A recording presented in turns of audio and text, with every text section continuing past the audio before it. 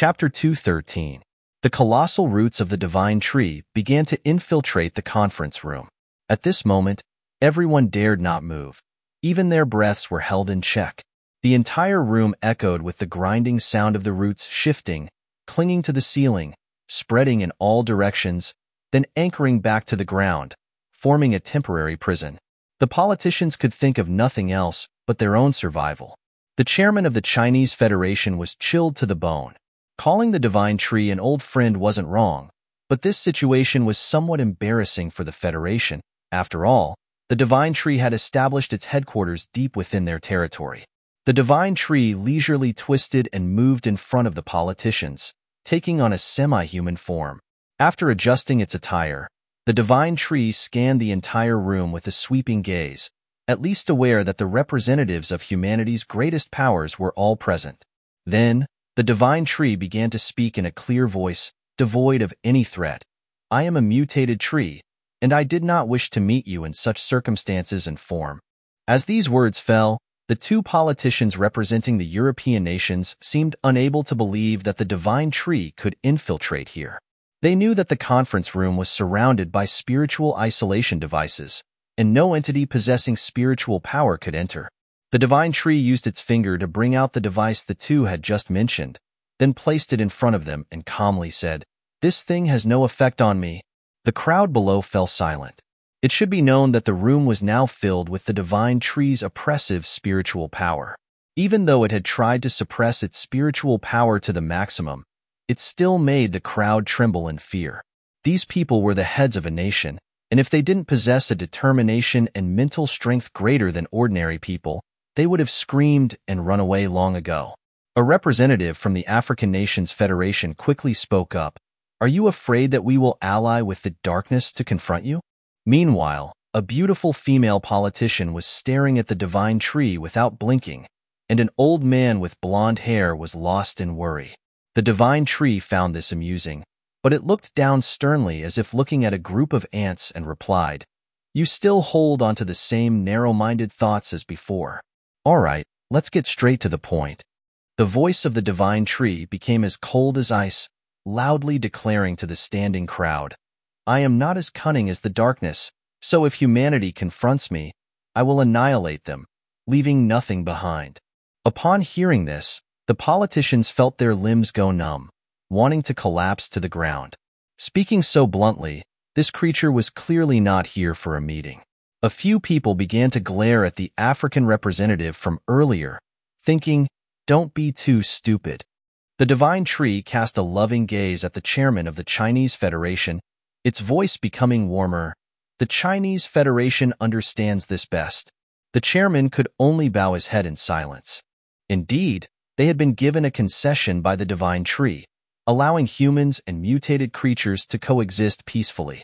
The divine tree continued, "I don't understand why the darkness is targeting humanity, but there is one thing I need to tell you. The last time the darkness was born on this earth, it was eradicated by humanity's own strength. You may remember from earlier parts of the story, Misty Mountain had fought with a few powerful reincarnated ancient heroes and obtained some documents related to humanity confronting a natural disaster thousands of years ago. Perhaps that disaster was the darkness. The politicians were stunned upon hearing this news.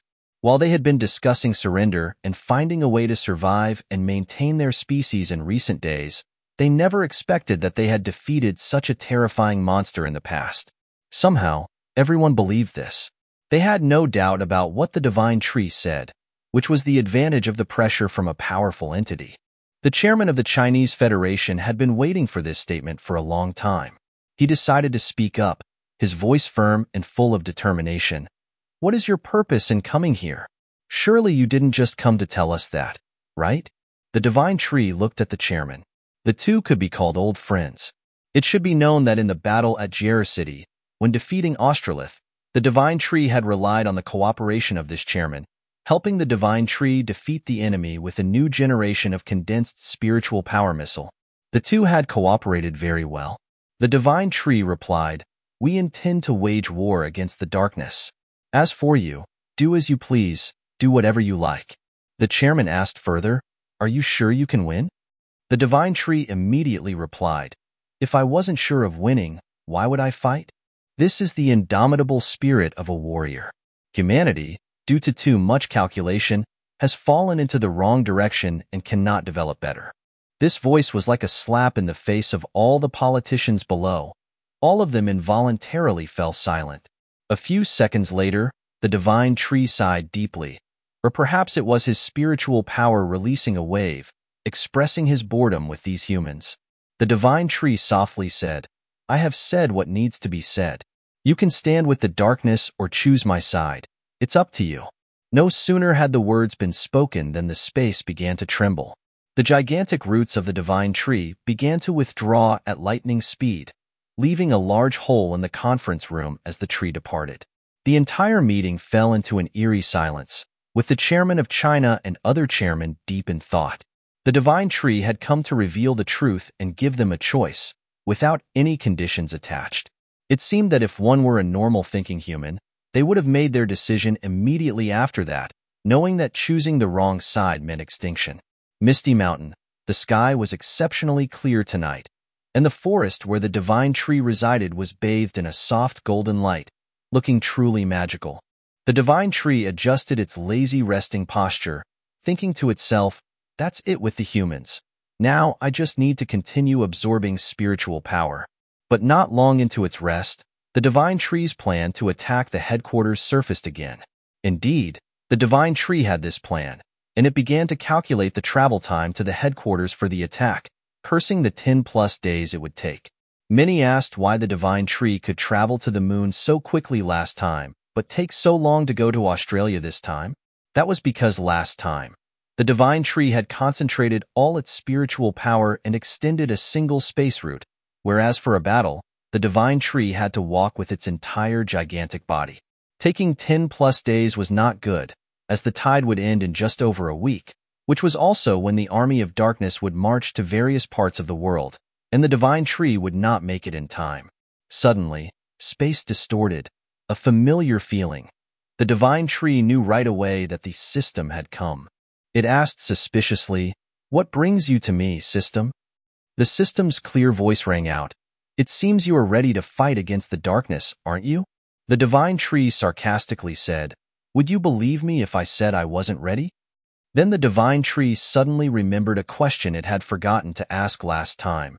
"If I lose, what will become of this world?" The system said that the planet would become a dead star due to the massacre between the living and the dead. The divine tree turned pale. Hadn't the darkness promised to let some creatures under its rule survive? It turned out that this guy was a liar, a deceitful demon. The divine tree suddenly had the urge to kill, but held back a bit. The divine tree asked further, "After this planet is dead, can it survive?" Of course, the "it" in quotation marks, the system replied that it would quickly go to devour another planet, and in the past, Mars was the victim of the darkness. After eating everything, it would go to find another fresh planet. Upon hearing this, the divine tree asked, "What if I win?" The system replied, "You will become an ordinary tree, as all the spiritual power will be withdrawn from this world." What a bizarre situation. The divine tree angrily retorted that if victory meant its own death, then what was the point of fighting? But the system remained silent, always infuriating others. The divine tree shouted, "You always said I would lose, didn't you?" The system remained silent. At this point, the divine tree truly wished it could punch the system, no matter the cost. The divine tree continued to ask loudly, "Who are you?" The system replied, its voice still cold and soulless, "When the time comes, I will naturally tell you." The divine tree felt like it was misunderstanding something. What did it mean by time? The divine tree cursed loudly, "Damn it, what time? Do I even have a chance to survive until then to wait for this time?" The system then replied, its voice starting to falter, "There is no chance of survival, but there is not no chance, a chance in a moment." Upon hearing this, the divine tree quickly shouted, "What chance? What kind of chance? Tell me quickly." In response to this urgency, the system hesitated and replied, "I can't say. Everything depends on you." Oh, this bastard system really made the divine tree's blood boil. It roared in anger and cursed loudly, "Damn it, can't say?" If you can't say, then why did you summon me here? Are you mentally deficient? The divine tree was immediately expelled, just in time to finish cursing. Indeed, this system could not make friends. It was too eccentric and stupid. The divine tree was now full of anger and didn't know where to vent. It was furious. For several hours, even while enjoying the spiritual power, the divine tree kept cursing for those several hours. Damn bastard. Calling me to talk nonsense. In the end, it's like saying nothing. Damn it, you jerk.